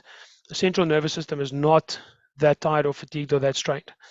Then you can look at fatigue in terms of just certain velocity loss or velocity loss cutoffs. So you can see they're dropping more than 20% drop off, you can stop the set, or 30% drop off, you drop the set. Getting even further, then you can start to calculate the 1 rep max on a daily basis, like I mentioned. So you do daily basis before you start the exercise. Quick calculation on what the 1 rep max for that day would be. For example, on the velocity, you know, if he's pushing this weight at this velocity, the 1 rep max will be 100 kilograms, for example, and then you're going to be working off of that as the 1 rep max for that specific day. So there's various levels that you can basically prescribe this at and work with this. Like I said, even at the most basic level, you're going to get big results and a big benefit on your program if you just use it at the basic level. So you don't necessarily have to go the full programming route. If you can, that's awesome, but just at least using it at a basic level is also good to start with. All right. Okay, so the next thing we're going to be chatting about is, so why do we use velocity-based training? What will we gain from this, and how does this make us better? So basically what it comes down to is straightforward in the screen there. Anyone that's doing weight training will get a great benefit from using velocity-based training. Like I said, we've mentioned this in the beginning, even if it's a recreational athlete. Like I said, a lot of the health clubs and gyms out there, they've got machines that's incorporating velocity into their movements. They have machines that's testing the velocity. I don't know if you're familiar with this. I know Technogym has got equipment called the BioStrength equipment. But it's machines, basically like your standard machine gym type training. And they have incorporated in the machines, leg press, chest press, all the machines. It's not a weight stack or weight loaded, it's a machine loaded thing. And you can choose the type of action and contraction that you want according to the goal. So you want isokinetic, band, more dynamic, you want weight loaded, isotonic, you want eccentric overload, eccentric underload, those kind of things, you can add that in. But that machine basically measures the velocity that you're pushing it at. So someone's starting in, they climb in the machine, and they do a 1 rep max test on the machine and build a velocity profile on the computer with the software that they got on there. And then next time the person comes in, it calculates according to they want to build muscle or get stronger. It calculates that, and the machine puts that in. So velocity-based training is making its way into the commercial setting in quite a big way, especially with machines and that. But the main thing, we want to make sure that increased force, increased power, increased speed, and we want to make sure that we get peak performance on the sporting field. That's what I'm using it for. So I want to make sure the guys get the benefit from the training time that they're putting in, so that they can improve performance in their sporting field. So that's the basics, bare bones of that. All right. So what I've done next is I've given a basic outline on how you can implement and how you can use velocity-based training, and improving maximum strength and your maximum power, your power max, as your programming variables. So guidelines are on this shield, on this slide. So it's quite simple. So you can vary this according to your program that you're going to be doing. Like I said, this is a basic outline and a guideline on what you can do. So if you're going to be doing maximum strength, and this is usually in season, pre-season or in season. For off-season, if there's no sports training, the volume and the frequency will be different, it'll be higher, but this is what I would prescribe for a basic program for pre-season and in-season. So you can do a maximum strength session 1 to 2 days a week, and you can do a split in a lower body or upper body, push-pull, those kind of things, so different splits on that. And then at minimum, you're going to do 3 to 5 working sets for maximum strength at 85% or above, depending on how you're going to be working on that. And on average, it'll be about 0.5 meters per second or slightly lower for certain lifts at maximum intent that you're going to be going at. So that's the basic idea. And for maximum strength, ideally within that, you don't want a velocity loss of more than 20% within the set. So if you're doing 3 reps or 5 reps, from your first rep or your best rep to the last one, you don't want more than 20% drop off in that. So that'll ensure that you still get stronger and that you are well recovered and relatively fresh, that you're not going to be too tired and too sore and too difficult to do your sport and to compete if you're within a competitive season, for example. So, and that's lower body, it's 20%, the lower body lift, so that's squats, deadlifts, those kind of exercises. And then on upper body, you can actually push it a bit more, up to 30%.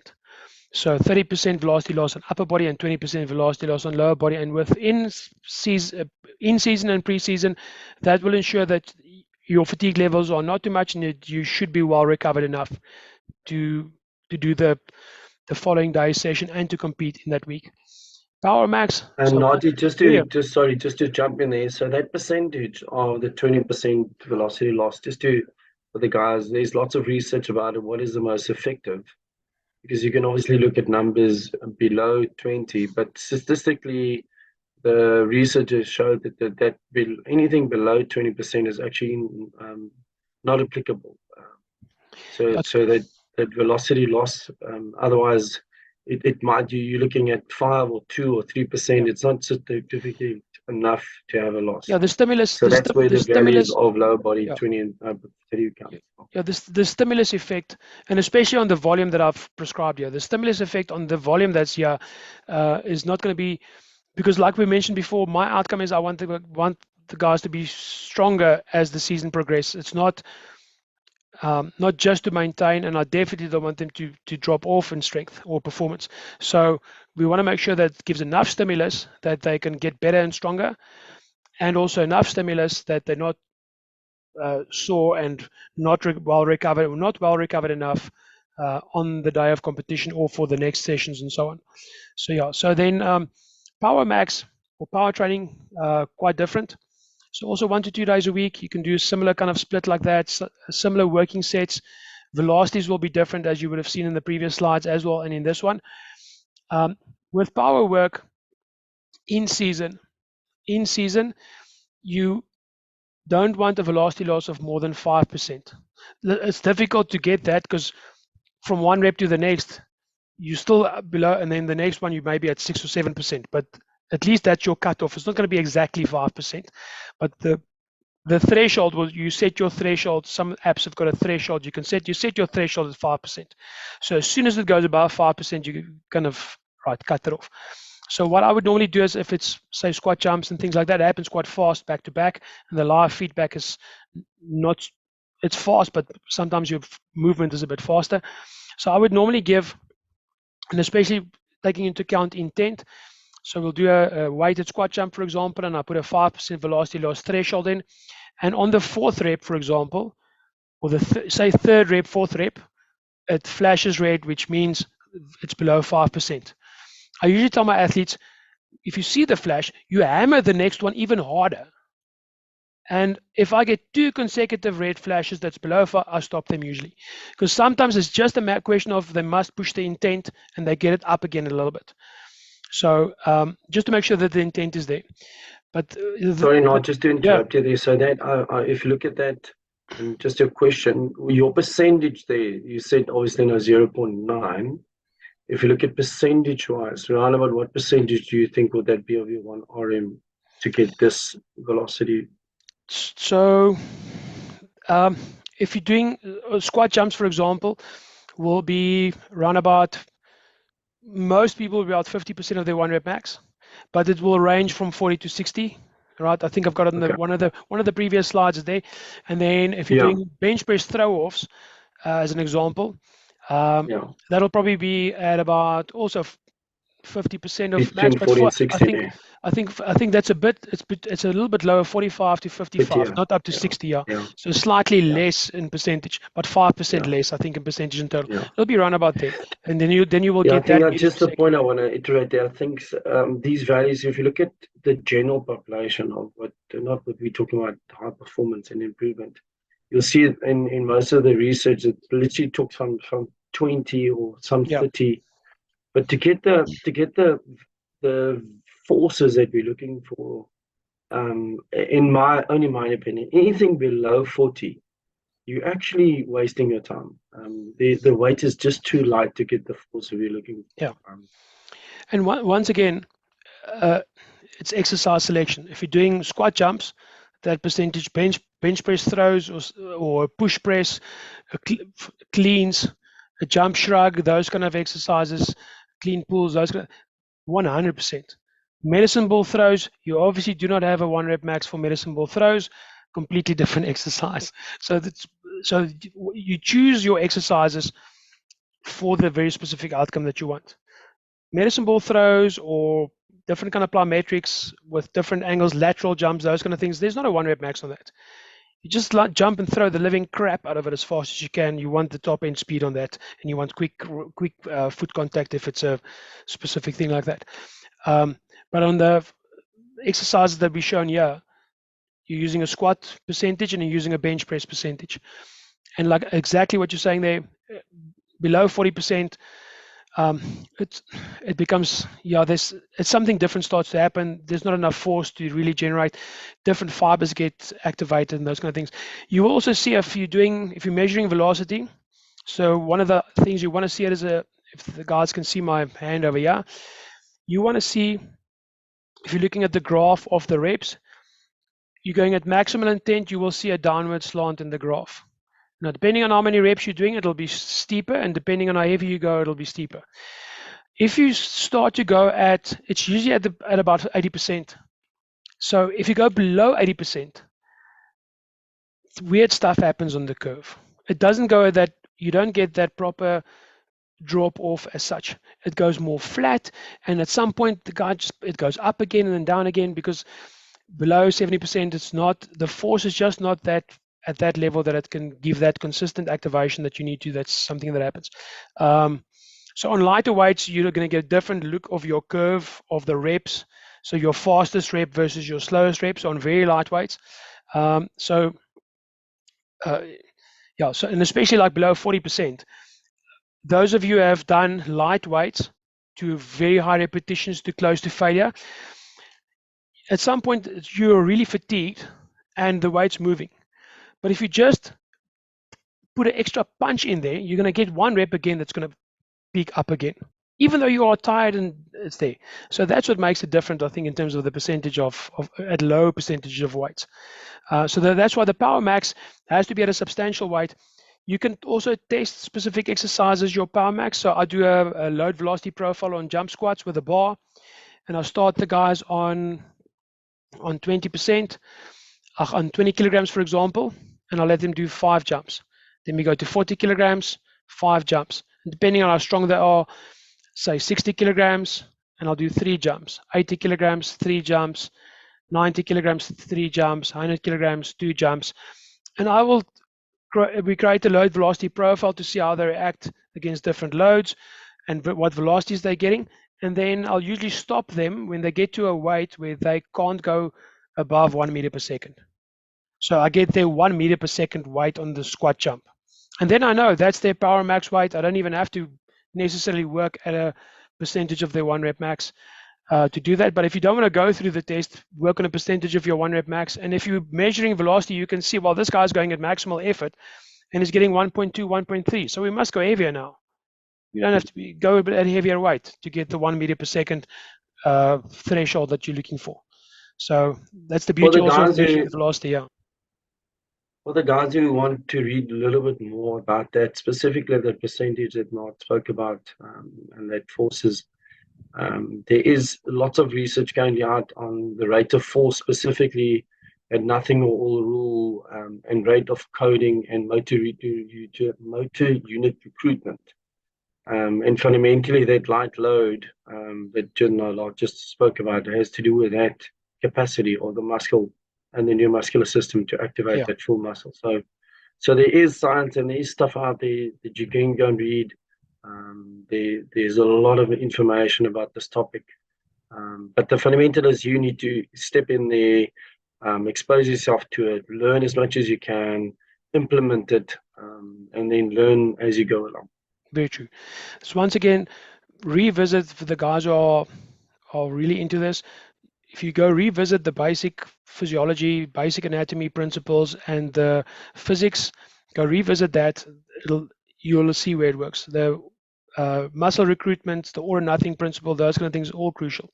So when we're looking at maximum strength as well, 85% seems to be the percentage where you have the maximal muscle unit recruitment at a given point in time, just by picking up 85% of your max. Below 85% of max, it becomes less. So you don't get that maximal muscle recruitment. on that. So that's why the 85% is the thing, and that's also why certain percentages have been shown, or above certain percentages have shown. That's where you get your maximum power from. So yeah. Okay, so you'll see there at the bottom there's a asterisk that shows velocity. To give a bit of information about velocity loss on maximum strength and on power max. So the guys are more than welcome to read through that when we give you the notes or the slides. And then, yeah, I'm not going to go into too much detail on this. This is stuff that you can go and read through. We've covered the velocity loss percentages. We've covered the velocities. We've covered a lot of the exercises. And this is what is an example of an in-season, pre-season program. And the first one is an example where you will be doing maximum strength on one day, and you will be doing your power max on a separate day. So it'll be 2 separate days. So you can do it in 2 separate days. It doesn't have to be on the same day. That's one way of skinning a cat. And then once again, look at the notes there. I've explained what the VLC stands for. VLC is velocity loss cutoff, and so on. Once again, if there's any questions, you can just drop us an email if you have any questions with regards to this. And then the next example is if you're going to be doing your maximum strength and power max combined on the same day. So just a side note here was very important. I've tried doing it differently in my younger days. I've tried doing it in a different way, and it was basically like karate. It didn't work. So what you want to do is if you're going to be combining these things, and as a general rule of thumb, you want to start with your fastest, most explosive exercises first. That's where you want to start. And then you move to the less explosive, heavier movements as you go along. And then once you've done all those, then you're going to add in all your smaller exercises if you want to do a bit of shoulder specific work, biceps, triceps, abs, core, those kind of things. And you do the abs and core at the end, because you don't want to have your abdominal muscles and lower back muscles fatigued when you want to do a weighted squat jump with 100 kilograms, for an example. You want to make sure that your body is fresh, and if you get the best effect and the reason why we're doing that first is power and speed works best when you're fresh, and the stimulus for that is best when you're at your freshest. So it's also important, as a general rule, check your resting periods in between. I know it's difficult in team settings sometimes, and I know space and amount of players if you're in a specific team setting, and time availability, because sometimes you've got a gym session and you only have 45 minutes. I've seen where places 45, but if you can push for proper amount of time, make sure you get the proper amount of rest in between exercise. You don't rush like a circuit through this, because that's just not going to be ideal. So you want to really try and work and make sure you get your rest periods in between. To make sure you get from the our best side, level just on possible. that, then less is more. Rather have less effective exercises with, if you only have 45 minutes, do less exercises, but focus on the right thing at the right time, with enough rest. I can't iterate that more. This stuff won't work if you're on a rush. If you want to get load up, it's not about load. It's about intensity. It's about effort. It's about exertion. It's about putting the right stuff together, and without recovery or without rest in that specific set, it doesn't make sense.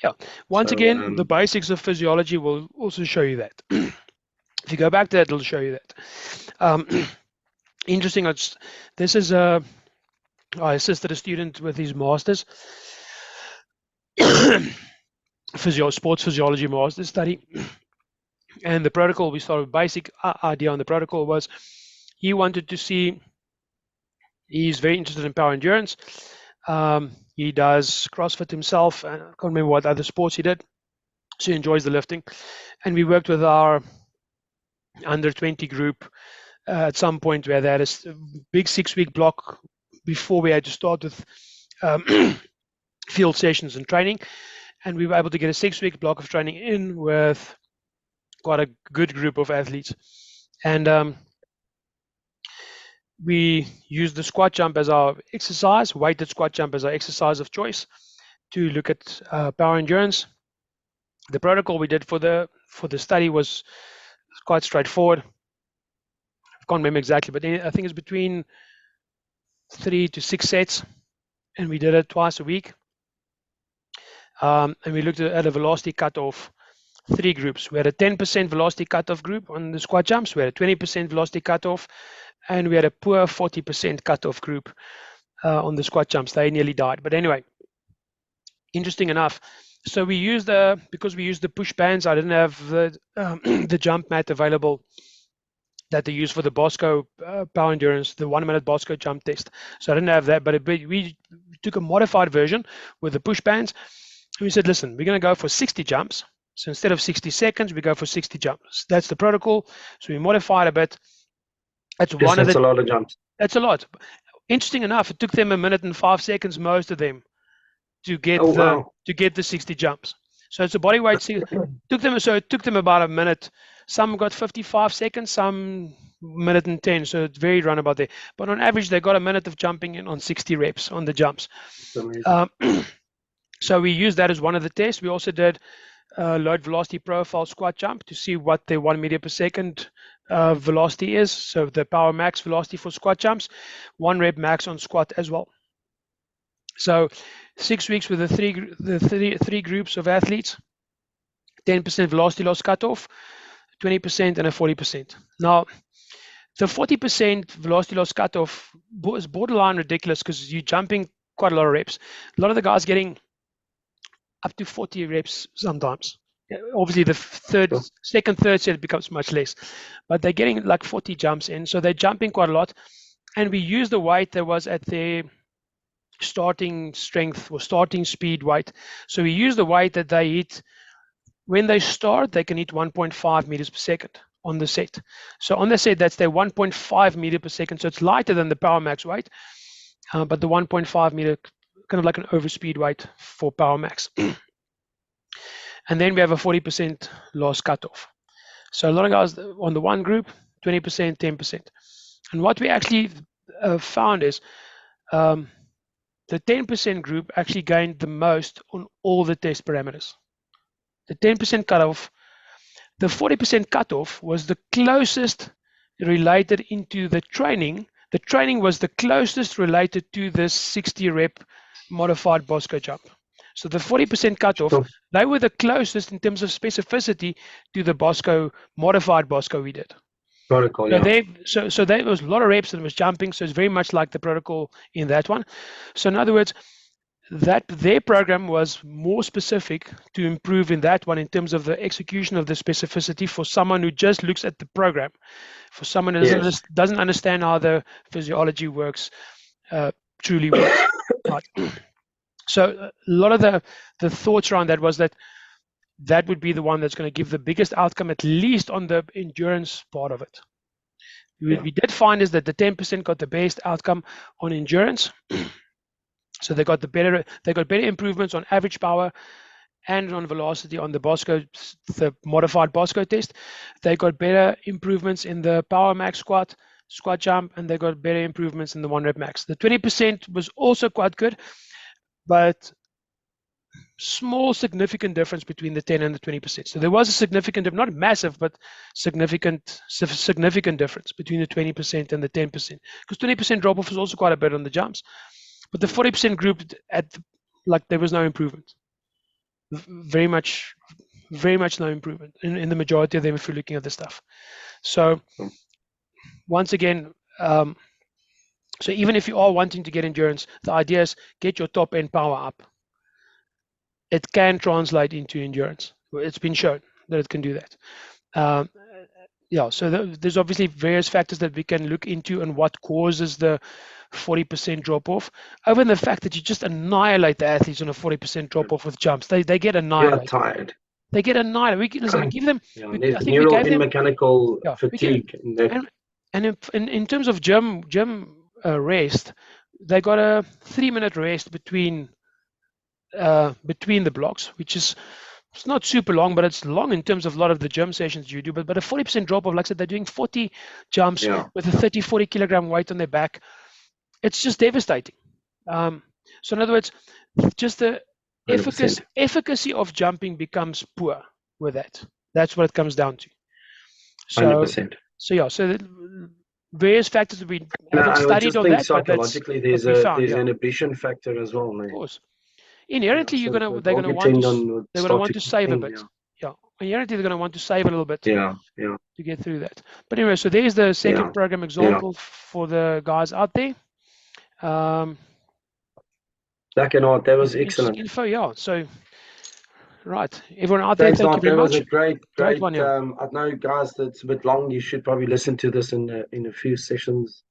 Yeah, you can break it up. But thanks, Naat. It is there's so much more in this in just this is just the surface.